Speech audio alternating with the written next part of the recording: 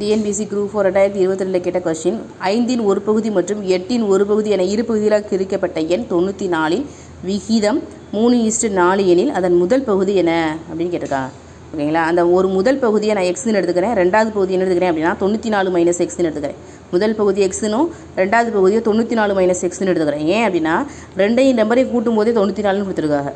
அப்போ முதல் அந்த ஒரு பகுதி எக்ஸ்ன்னு எடுத்துகிட்டேன் அப்படின்னா அடுத்த பகுதி என்னவாக இருக்கும், 94 மைனஸ் எக்ஸாக இருந்திருக்கும். ஓகேங்களா, அந்த முதல் பகுதி வந்து 5 ஒரு பகுதி கொடுத்துருக்காங்க. ஸோ டிவைடர் 5 போட்டிருக்கேன். அடுத்த ரெண்டாவது பகுதி வந்து என்ன கொடுத்துருக்காங்க அப்படின்னா 8 ஒரு பகுதி கொடுத்துருக்கா. ஸோ டிவைடர் 8 போட்டிருக்கேன்.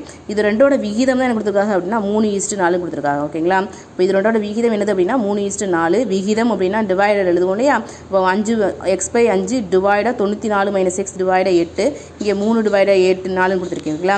அடுத்து இந்த டிவைடர் என்ன பண்ண போகிறீங்க அப்படின்னா இன்ட்டில் மாற்றணும் அப்படின்னா இது அப்படியே தலைகீழாக மாறும்.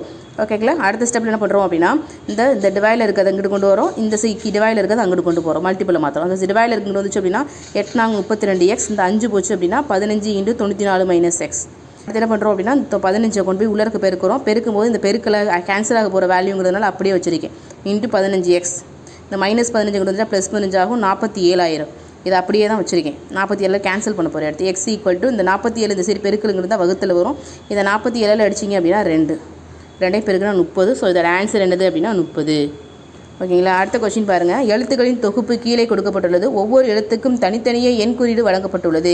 இத்தொகுப்பு எழுத்துக்கள் இடம்பெயர்ந்து மாற்றி அமைத்தால் பொருளுள்ள வார்த்தை கிடைக்கும்.